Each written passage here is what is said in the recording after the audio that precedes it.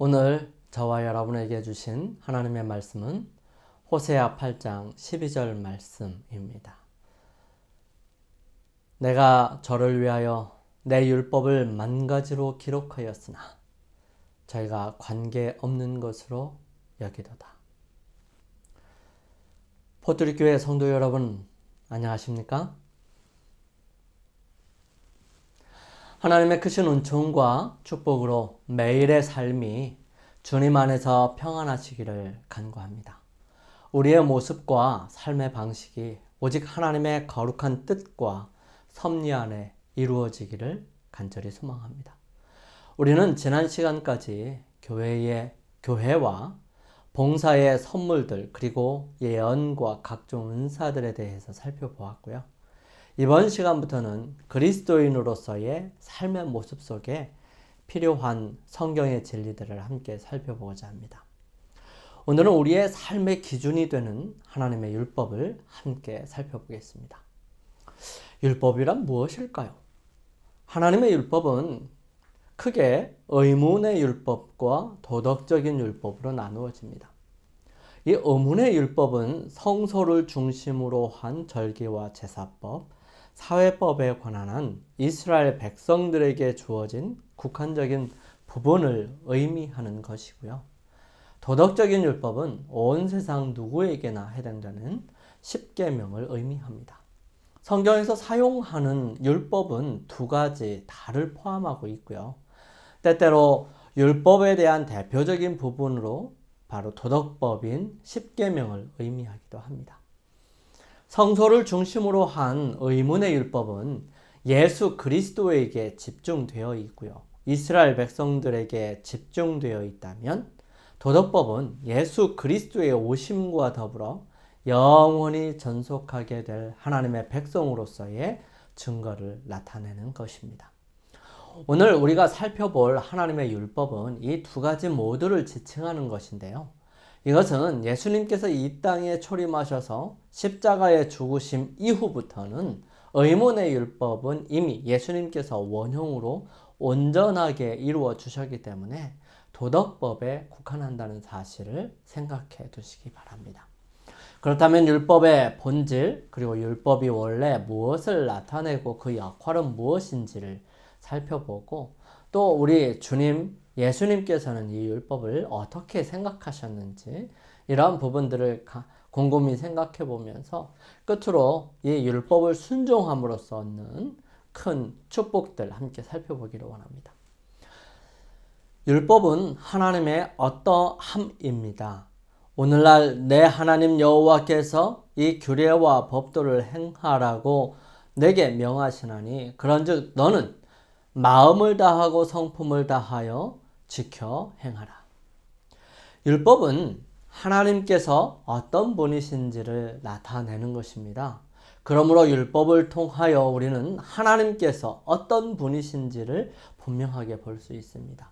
하나님께서는 우리 사람들을 억압하고 꼼짝 못하게 하려고 여러 명령과 규례와 법도와 율법을 주신 것이 아닙니다. 하나님께서는 우리로 행복하기를 원하십니다. 그러므로 모든 것을 아시는 하나님께서 우리로 가장 행복한 길을 가게 하기 위해 무엇을 어떻게 해야 할지를 잘 아셨기 때문에 우리들에게 제시하시고 주셨던 것입니다. 사람들에게 하나님의 위대하심을 보여주시고 하나님의 섬기고 따르기로 한 사람들에게 그분은 가장 좋은 길을 명령과 규례로서 율법으로서 주신 것입니다. 율법을 통해서 하나님께서는 어떤 분이시고 또 사람들로 어떻게 대하기를 원하시는지를 분명하게 나타내심으로 하나님께서 우리를 향한 그분의 마음을 보여주신 것입니다. 그렇다면 율법을 통해서 우리는 무엇을 알 수 있을까요? 율법은 주신 하나님이 어떤 분이신지를 분명하게 제시합니다. 여호와의 율법은 완전하여 영혼을 소성케 하고 여호와의 증거는 확실하여 우둔한 자로 지혜롭게 하며 여호와의 교훈은 정직하여 마음을 기쁘게 하고 여호와의 계명은 순결하여 눈을 밝게 하도다. 율법이 하는 기능들을 살펴보면 영혼을 소성케 하고 우둔한 사람들로 지혜롭게 하고 마음을 기쁘게 하고 눈을 밝히는 것이라고 설명하죠. 이렇게 해서 우리는 무엇을 발견하고 누구를 발견하게 될까요?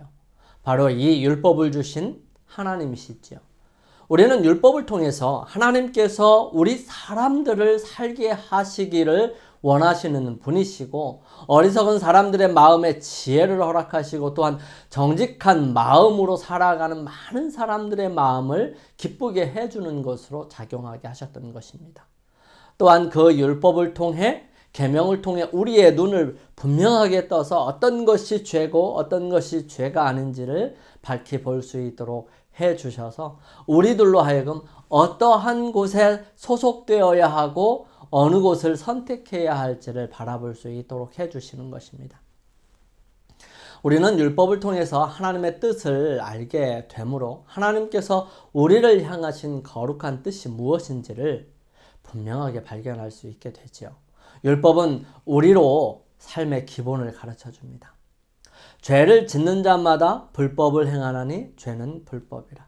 무엇이 멸망으로 가는 길인지 분명하게 알려줌으로써 멸망에 빠지지 않게 하시기를 원하셨던 것입니다. 즉 하나님께 대한 자세와 다른 사람들에 대한 자세와 의무 그리고 규정들을 담고 있기 때문이기도 하지요. 죄 자체를 규정하는 것은 바로 법이기 때문입니다. 율법은 또한 신성한 것이 무엇인지를 알려줍니다. 우리가 율법은 신령한 줄을 알거니와 나는 육신에 속하여 죄에 팔렸도다. 율법은 사람으로부터 시작된 것이 아니라 하나님께로부터 시작되었습니다. 그러므로 우리가 율법을 지키고 순종하려 하면 하늘의 뜻을 실현하는 것이지요. 율법에 대한 순종은 자신의 힘과 능력으로서가 아니라 하늘로부터 오는 힘과 능력, 즉 성령의 도우심으로 인하여 이루어지는 것이지요. 성령의 도움 없이 성령의 열매가 맺을 수 없고요. 우리가 그리스도 안에 거하지 아니하면 우리는 하늘의 능력과 은혜를 받을 수 없게 되는 것입니다. 그러므로 율법은 신성한 능력을 입을 수 있도록 성령의 인도하심을 구하고 예수 그리스도 안에 거하도록 인도합니다. 율법은 하지 말라 보다 하라는 강한 메시지를 나타냅니다.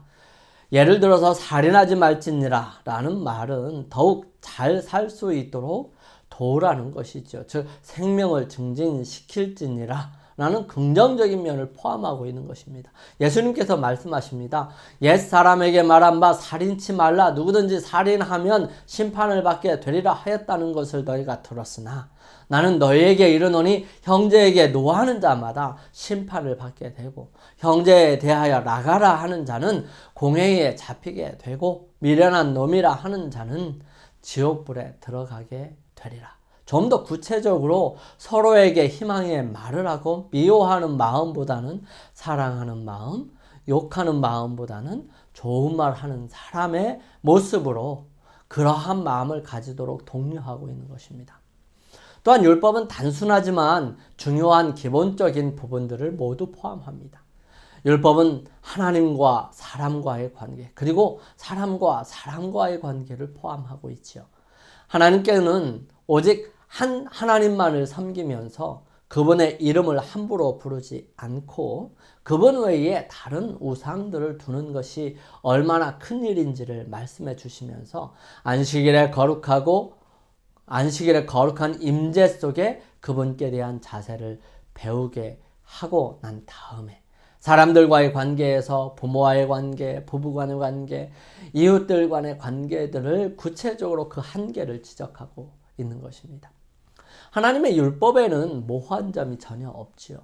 모든 사람들은 그것이 구현하고 있는 위대한 진리를 이해할 수 있다. 가장 전능한 자라도 이 법칙들을 이해할 수 있다. 그러므로 가장 무지한 자라도 생활을 조절함으로 거룩한 표준을 쫓아서 품성을 형성할 수 있다.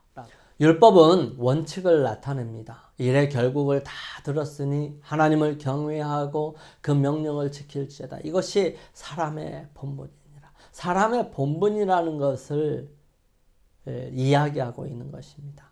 그것은 하나님을 경외하고 그 명령을 지키는 것이라고 솔로몬은 우리에게 전해주고 있지요.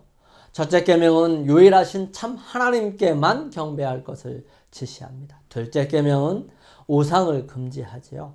셋째 계명은 불경과 하나님의 이름을 불러 거짓 맹세함을 금합니다. 네 번째 계명은 안식일의 준수를 촉구하고요. 참 하나님을 하늘과 땅의 창조주로서 인정합니다. 다섯 번째 계명은 자녀들이 당신의 계시된 뜻을 후대에 전하기 위하여 하나님께서 임명하신 대리자인 그들의 부모에게 복종할 것을 말씀하고 있고요. 여섯째 계명은 생명을 신성한 것으로 보호해야 한다는 사실, 그리고 일곱째 계명은 순교를 요구하고 결혼관계를 보호합니다. 여덟 번째 계명은 재산을 보호하고요. 아홉 번째 계명은 진실을 수호하며 위증을 금하지요. 그리고 열 번째 계명은 타인에게 속한 것을 탐내지 말도록 함으로써 모든 인간관계의 핵심에 이르게 되는 것입니다. 율법은 독특합니다. 다른 종교에서는 말하지 않는 유일한 것들을 포함하고 있지요. 여호와께서 이 모든 말씀을 산 위 불 가운데 구름 가운데 흑암 가운데서 큰 음성으로 너희 총회의에 이르신 후에 더 말씀하시지 아니하시고 그것을 두 돌판에 써서 내게 주셨느니라. 신이 사람에게 직접 써준 것을 가지고 있는 종교는 어느 종교일까요? 하나님께서는 이스라엘 백성들에게 십계명을 생활에 적용할 수 있도록 하기 위해 당신에 대한 그들의 관계와 그들 상호 간의 관계를 상술하는 이 부가적인 율법들을 그들에게 주셨던 것입니다. 이 부가적인 율법들 가운데 어떤 것들은 이스라엘의 민사 업무, 민법에 초점을 맞추었고요. 다른 것들은 성소봉사의 의식들을 규정하였습니다. 하나님께서는 중보자 모세를 통해서 이 부가적인 율법들을 백성들에게 전달하셨고요. 모세는 그것들을 율법책에 기록하여서 언약궤 곁에 두었습니다. 하나님의 최고에 계신 십계명의 경우처럼 언약궤 안에 두지는 않았던 것이지요. 이 부가적인 율법들은 모세의 율법책 또는 단순히 모세의 율법이라고 알려져 있습니다. 또한 율법은 사람으로 사람답게 살게 하는 것으로 즐겁게 합니다. 내가 주의 법을 어찌 그리 사랑하는지요. 내가 그것을 종일 묵상하나이다. 시편 기자는 말하기를 내가 주의 법을 사랑한다고 얘기합니다.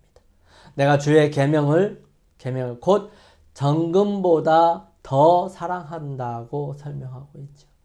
그는 환난과 우환이 내게 미쳤을 때에라도 주의 계명은 나의 즐거움이라고 고백합니다. 하나님을 사랑하는 자들에게 있어서 그의 계명들은 무거운 것이 아닙니다. 율법을 범하는 자들은 율법을 괴로운 멍에로 생각하는 자들이지요. 왜냐하면 죄된 마음은 하나님의 법에 굴복치 아니할 뿐만 아니라 할 수도 없기 때문입니다. 두 번째, 이 율법은 하나님을 닮아가게 합니다. 즉 율법의 목적들을 함께 살펴볼 텐데요. 율법은 인간을 향한 하나님의 뜻을 전달하죠. 예수께서 가라사대 어찌하여 선한 일을 내게 묻느냐. 선한 이는 오직 한 분이시니라. 내가 생명에 들어가려면 계명을 지키라. 하나님의 품성과 사랑의 표현으로서 십계명은요, 인간을 위한 그분의 뜻과 목적을 계시합니다. 그것은 완전한 순종을 요구하지요. 왜냐하면 누구나 온 율법을 지키다가 하나에 범하면 모든 것이 범한 것이기 때문에 그렇죠. 생애의 법칙인 이 율법에는 이 순종이 반드시 따르는데요. 이 순종은 우리의 구원에 아주 중요한 부분입니다. 예수님께서는 친히 내가 생명에 들어가려면 계명들을 지키라고 말씀하셨습니다. 이 같은 순종은 오직 내재하시는 성령께서 제공하시는 능력을 통해서만 가능합니다. 우리 스스로가 그 일들을 이루어갈 수가 없는 것이죠. 그래서 율법은 우리로 하여금 하나님과 연결시켜 줍니다. 그래서 하나님과의 언약의 기초가 되는 것이지요. 여호와께서 그 언약을 너희에게 반포하시고 너희로 지키라 명하셨으니 곧 십계명이며 두 돌판에 친히 쓰신 것이라. 모세는 십계명을 다른 설명적인 율법들과 함께 언약서라고 불리워지는 책에다가 기록하였습니다. 나중에 그는 십계명을 언약의 돌판이라고 불렀는데요. 이는 영원한 언약의 기초로서 율법의 중요성을 지적해 주고 있기 때문입니다. 율법은 또한 심판의 표준이 됩니다. 하나님은 모든 행위와 모든 은밀한 일을 선악간에 심판하시니라. 너희는 자유의 율법대로 심판받을 자처럼 말도 하고 행하기도 하라고 야고보는 말하고 있습니다. 하나님처럼 그분의 모든 계명이 의롭습니다. 그런 거로 율법은 의의 표준을 제시합니다. 우리 각자는 우리의 양심에 의해서가 아니라 그 의의 원칙에 의해서 심판을 받는 것이죠. 내가 양심대로 살았기 때문에 나는 양심에 꺼릴 것이 없어. 그러면 죄가 면해지는 게 아니에요. 우리가 지은, 우리가 살고 있는, 우리가 살아가고 있는 이 생활 습관들과 모든 모습들은 이 하나님의 계명에 의해서 판단되어질 것입니다. 그래서 거기에 접촉되어 죄인지 아닌지, 의로운 사람인지 그렇지 않은지 판가름할 것이라는 것이죠. 성경은 하나님을 경외하고 그 명령을 지킬지어다 라고 말합니다. 왜냐하면 하나님은 모든 행위와 모든 은밀한 일을 선악간에 심판하실 것이기 때문이죠. 인간의 양심은 변합니다. 어떤 양심들은 약하고 다른 양심들은 더럽고 악하며 화인 맞았습니다. 시계처럼 그것들이 아무리 잘 작동할지라도 가치 있는 것이 되기 위해서는 어떤 정확한 표준에 맞추어지지 않으면 안 되죠.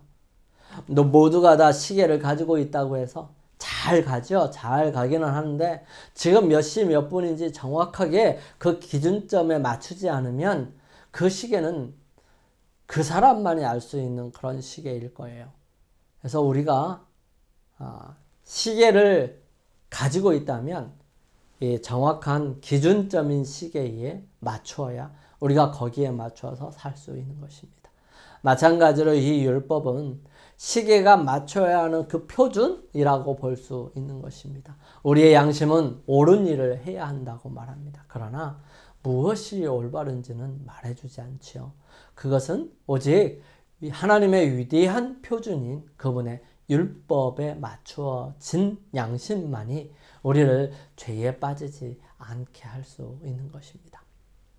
율법은 죄를 지적합니다. 그러므로 율법의 행위로 그의 앞에 의롭다 하심을 얻을 육체가 없나니 율법으로는 죄를 깨달으니라. 사람들은 십계명이 없이는 하나님의 거룩하심도 그들 자신의 죄도 회개해야 할 필요성도 정확하게 볼 수 없습니다. 사람들이 하나님의 율법을 범하고 있다는 사실을 알지 못할 때 그들은 자신이 잃어버린 상태도 그리고 속죄하는 보혈의 필요성도 결코 생각하지 못하지요. 그래서 우리가 죄라는 사실을 인식하기 시작할 때 이 죄를 해결하려고 노력하게 되는 것입니다. 만약에 우리가 죄를 지었음에도 불구하고 죄를 지었다는 인식을 하지 않고 죄에 대한 개념이 없다면 그것을 해결하기 위하여 노력도 하지 않을 것입니다. 마찬가지예요.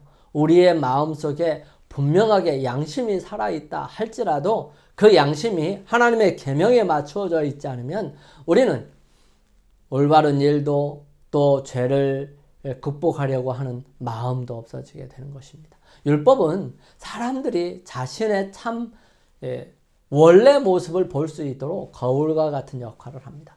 그래서 거울 보면 우리의 모습이 어떤 모습인지 정확하게 볼 수 있는 것처럼 말이죠. 그것을 들여다보는 사람들은 하나님의 의로우신 품성에 비추어 자신의 품성의 결점들을 보게 되는 것입니다. 그러므로 도덕적인 율법은 온 세상 사람들이 하나님 앞에서 죄인이므로 그분께 전적으로 책임을 져야 함을 나타내고 있는 것입니다. 율법으로는 죄를 깨달음이라고 말씀하시고 있어요. 죄는 불법이기 때문입니다. 진정으로 바울은 율법으로 말미암지 않고는 내가 죄를 알지 못하였으리라고 말합니다. 죄인들로 그들의 죄를 깨닫게 함으로써 그것은 그들이 하나님의 진노의 심판 아래 있고 영원한 사망의 형벌에 직면하고 있음을 알게 합니다. 그것은 그들로 자신이 전적으로 무력함을 깨닫게 하고요. 능력 되시고 그 모든 죄를 해결해 놓으신 예수 그리스도를 찾게 도와주는 것이지요. 율법은 회개를 위한 도구이기도 합니다. 여호와의 율법은 완전하여 영혼을 소성케 하고 여호와의 증거는 확실하여 우둔한 자로 지혜롭게 하며, 하나님의 율법은 성령께서 우리로 회개할 수 있도록 하기 위해 사용하시는 도구입니다. 우리가 자신의 참 품성을 알고 난 다음에 자신이 죄인이며 죽음의 대열에 서 있는 소망 없는 사람임을 깨닫게 될 때 우리는 구주의 필요성을 느끼게 되고요. 그때 복음의 좋은 소식은 진정으로 의미가 있게 되는 것입니다. 그러므로 율법은 우리를 절망적인 상황에서 벗어나게 해줄 수 있는 유일한 분이신 예수 그리스도를 지적해 줍니다. 율법이 우리의 죄를 드러내는 반면에 그것은 결코 우리를 구원하지 못하지요. 물이 더러운 얼굴을 깨끗하게 하는 수단인 것과 마찬가지로 우리가 하나님의 도덕적인 율법의 거울을 통하여 자신의 필요를 발견한 다음에는 죄와 더러움을 씻도록 열려있는 샘으로 가서 어린 양의 피로써 씻음을 받아야 합니다. 우리는 그리스도를 바라보아야 하죠. 그래야 우리로 하여금 희망 있는 삶을 살게 하는 것입니다. 우리는 그리스도를 바라보고 그분 안에서 새롭게 됨을 경험해야 합니다. 율법은 참된 자유가 무엇인지를 제공합니다. 자유하게 하는 온전한 율법을 들여다보고 있는 자는 듣고 잊어버리는 자가 아니고 또 실행하는 자니 이 사람이 그 행하는 일에 복을 받느니라. 야고보서에 말씀하시고 있습니다. 그리스도께서는 죄를 범하는 자마다 죄의 종이라고 말씀하셨습니다.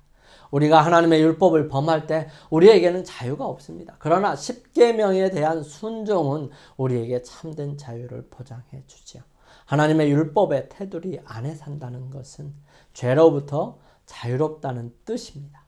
그리고 그것은 죄에 수반되는 것, 즉 계속적인 근심, 양심의 가책, 또 생애의 활력을 시들게 하는 점증되는 죄의식과 후회로부터 자유롭게 됨을 의미하는 것입니다. 또한 율법은 악을 방지하고 축복된 삶을 제시합니다. 악인의 집에는 여호와의 저주가 있거니와 의인의 집에는 복이 있느니라.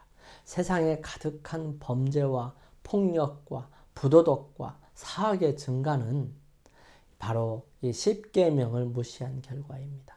수없이 많은 죄악들은 이 십계명에서 벗어날 때 생겨나는 것이죠. 이 율법을 받아들일 때 그것은 죄를 방지하고 올바른 행위를 촉진하고 의를 세우는 수단이 됩니다.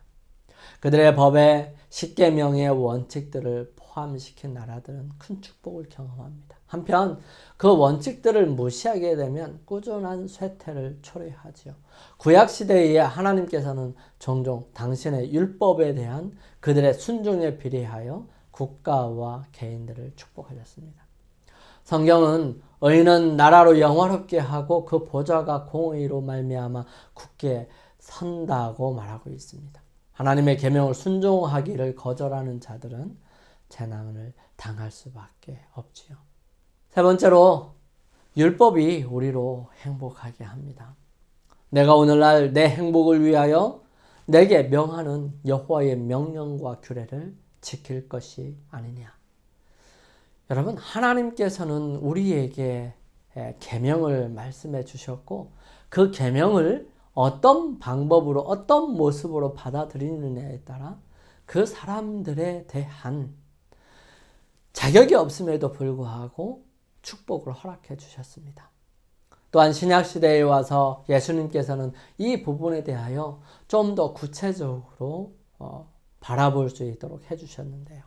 그리스도께서는 십계명으로 된 율법의 최고의 존경을 나타내셨습니다. 그리스도는 위대하신 분으로서 그분께서는 하늘 아버지의 도덕적인 율법을 신의 산으로부터 친히 선포하셨던 분입니다. 세상에서 그분께서 행하실 사명의 일부는 그 교훈을 크게 하여 존귀하게 하는 것입니다.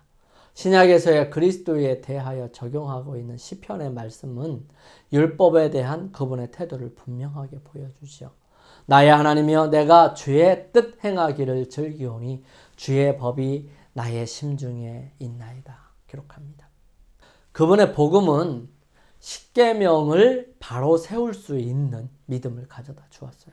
바울은 우리가 믿음으로 말미암아 율법을 폐하느뇨 그럴 수 없느니라. 도리어 율법을 굳게 세운다고 말씀하고 있습니다. 그러므로 그리스도께서는 율법의 장엄함과 영광을 사람들 앞에 나타내고 있고요. 그것을 어떻게 취급해야 하는지에 대하여 신뢰를 제공함으로써 사람들을 구원할 뿐만 아니라 하나님의 율법의 권위와 거룩함을 옹호하시기 위하여 오셨던 것입니다.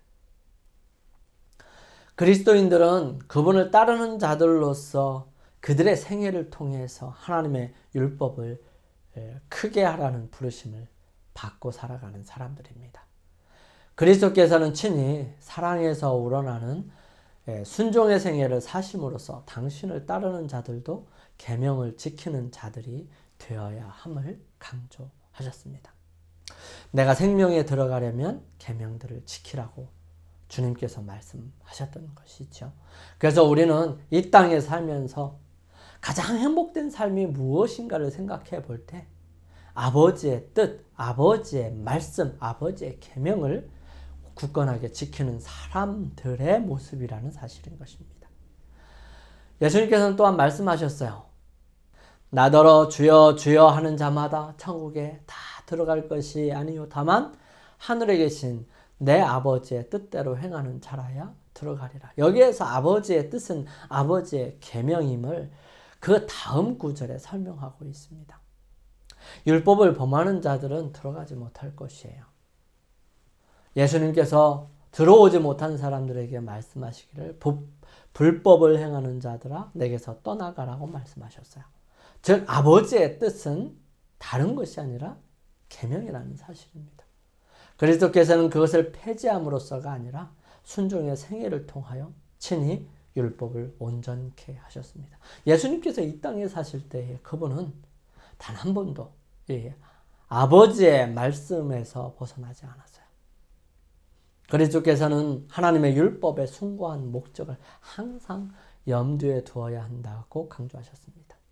내 마음을 다하고 목숨을 다하고 뜻을 다하여 주 너희 하나님을 사랑하고 내 이웃을 내 몸과 같이 사랑하라 하는 것이라고 분명하게 설명합니다. 예수님께서는 새 계명을 우리에게 주셨어요. 이 새 계명은 율법을 대신하기 위한 것이 아니라 믿는 자들에게 이전의 세상에서 결코 목격되어진 바가 없는 그와 같은 비이기적인 사랑이 진정 어떤 것인지에 대한 신뢰를 제공하기 위한 것입니다. 즉 그리스도께서 보여주신 사랑이 일찍이 시내산에서 하나님께서 이스라엘 백성들에게 말씀하셨던 그 율법의 실행이라고 하는 사실을 설명하고 있는 겁니다. 즉 사랑이 율법의 완성이에요. 예수님께서 말씀하신 것은 내가 너희를 사랑하는 것처럼 너희가 서로 사랑하라 라고 하는 부분이 바로 이 율법이 어떠한 것인지를 보여주는 것입니다. 이와 같은 의미에서 그분의 계명은 새 계명으로 묘사되었던 것이에요. 그것은 그들에게 단순히 서로 사랑하라 하지 않고 내가 너희를 사랑한 것 같이 너희도 서로 사랑하라고 촉구했던 것입니다. 엄격히 말해서 우리는 여기서 그리스도께서 당신의 하늘 아버지의 율법을 어떻게 크게 하셨는지 그에 대한 증거를 하나 더 갖게 되는 것이죠. 예수님께서 우리 사람들을 사랑하신 것처럼 이 세상 사람들이 서로 사랑할 수 있을까요? 그거는 스스로는 불가능합니다. 그 사랑을 하나님께로부터 받아야지 되는 거예요. 즉 우리의 능력이 아니라 하나님께서 주시는 능력으로 그 일들을 이루어가야 한다는 사실입니다. 순종은 그와 같은 사랑을 드러내는 것이죠. 예수님께서는 너희가 나를 사랑하면 나의 계명을 지키리라 말씀하셨습니다. 내가 아버지의 계명을 지켜 그의 사랑 안에 거하는 것 같이 너희도 내 계명을 지키면 내 사랑 안에 거하리라. 여기서 말하는 아버지의 계명과 내 계명이 다를까요? 예수님께서는 아버지의 것, 아버지께서 주신 것 외에는 다른 것들은 전혀 말하지 않으셨다고 말씀하셨어요. 즉 아버지의 계명이라고 하는 것이 내 계명이라고 한다는 사실입니다. 우리가 하나님의 백성을 사랑한다면 우리는 하나님을 사랑하고 그의 계명을 지키는 것이 되는 것입니다. 아주 단순하게 우리가 서로 사랑하는 것, 이것이 우리의 가지고 있는 변질된 사랑이 아니라 하나님께서 우리에게 주신 그 사랑을 하게 될 때 비로소 아버지의 계명, 예수 그리스도의 계명을 지키게 되는 것입니다. 이러한 부분들을 하는 것은 그리스도 안에 거함으로써만, 즉 마음에서 우러나오는 순종을 드릴 수가 있는 것입니다. 그분께서는 가지가 포도나무에 붙어있지 아니하면 저절로 과실을 맺을 수 없음같이 너희도 내 안에 있지 아니하면 그러하리라. 저가 내 안에 내가 저 안에 있으면 이 사람은 과실을 많이 맺나니 나를 떠나서는 너희가 아무것도 할 수 없음이라고 말씀하셨어요. 그러므로 우리는 그리스도 안에 거하기 위하여 그분과 함께 십자가에 못 박혀야 하고요. 이제는 내가 산 것이 아니라 내 안에 그리스도께서 사신 것이라고 하는 바울의 경험을, 고백을 우리도 함께 해야 한다는 사실입니다. 이 같은 상태에 있는 자들을 위해서 그리스도께서는 당신의 새 언약의 약속을 성취시킬 수 있으십니다. 내 법을 저희 생각에 두고 내 마음에 이것을 기록하리라. 나는 저희에게 하나님이 되고 저희는 내게 백성이 되리라. 그렇다면 이러한 계명들, 율법들을 순종함으로 얻는 축복들은 어떤 것이 있을까요?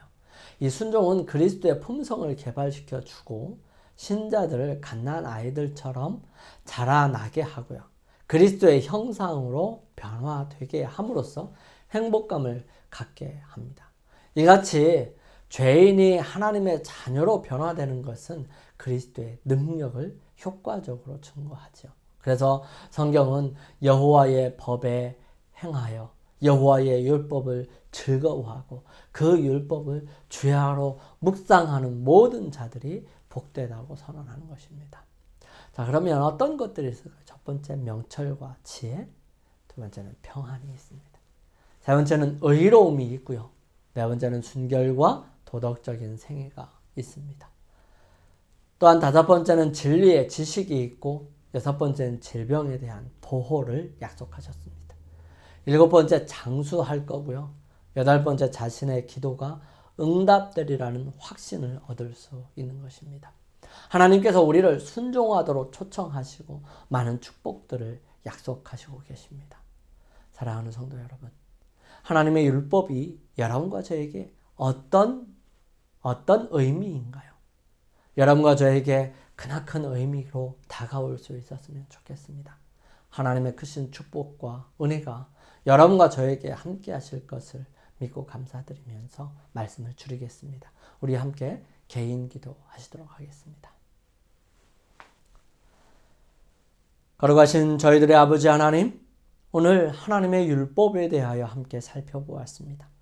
장구한 이야기고 참으로 많은 내용들의 이야기지만 주님, 저희들의 마음속에 하나님의 율법에 대한 분명한 자세를 가질 수 있도록 인도하여 주시며 그 율법을 통하여 주님과 동행하고 주님의 어떠함을 보고 그 순종함으로 축복을 얻는 행복한 자들이 되게 인도하여 주시옵소서. 매 순간마다 주님 앞에 굴복시키는 저희 모두가 되게 인도하여 주시옵기를 저희들을 죄에서 구원하신 예수 그리스도의 이름으로 간절히 기도드립니다. 아멘.